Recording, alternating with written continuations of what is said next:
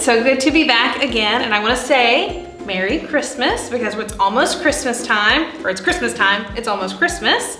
And so this week we are talking about when Jesus was born. Now we can find accounts of when Jesus was born in actually all four of our Gospels. And so we're going to be looking at what the Jesus Storybook Bible, if you remember, says about when Jesus was born. So the Jesus Storybook Bible calls it, He's Here. Everything was ready. The moment God had been waiting for was here at last. God was coming to help His people, just as He promised in the beginning. But how would He come? What would He be like? What would He do? Mountains would have bowed down, seas would have roared, trees would have clapped their hands, but the earth held its breath. As silent as snow falling, He came in, and when no one was looking, in the darkness, He came. There was a young girl who was engaged to a man named Joseph. Joseph was the great-great-great-great-grandson of King David. One morning, this girl was minding her own business when suddenly a great warrior of light appeared, right there in her bedroom. He was Gabriel. He was an angel, a special messenger from heaven.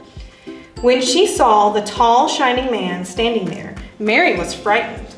"You don't need to be scared," Gabriel said. "God is very happy with you." Mary looked around to see if perhaps he was talking to someone else. "Mary," Gabriel said, and he laughed with such gladness that Mary's eyes filled with sudden tears. "Mary, you're going to have a baby, a little boy. You will call him Jesus. He is God's own son. He's the one. He's the rescuer.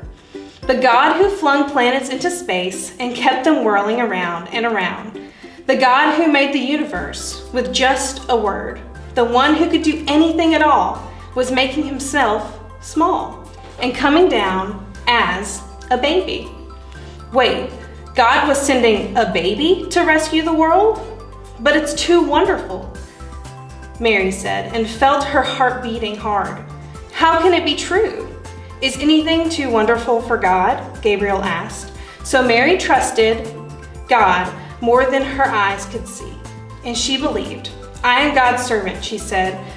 "Wherever God says, I will do." Sure enough, it was just as the angel had said. 9 months later, Mary was almost ready to have her baby. Now Mary and Joseph had to take a trip to Bethlehem, the town of King David. But when they reached the little town, they found every room was full. Every bed was taken. "Go away," the innkeepers told them. "There isn't any place for you." Where would they stay? Soon Mary's baby would come.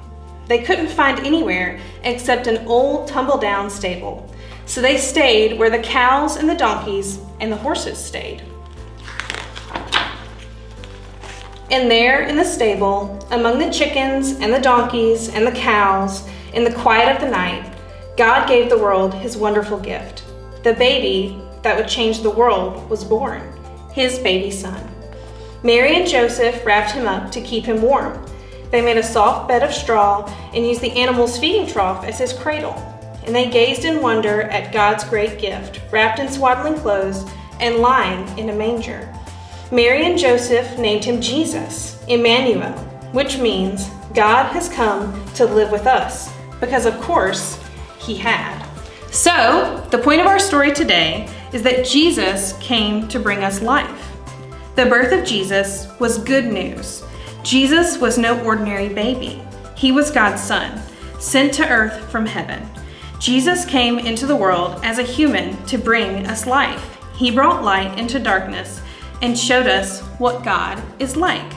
I hope you enjoyed this week's story and that you get to take some time this week to think about what Christmas really means and thank God for sending Jesus. We'll see you later, and Merry Christmas!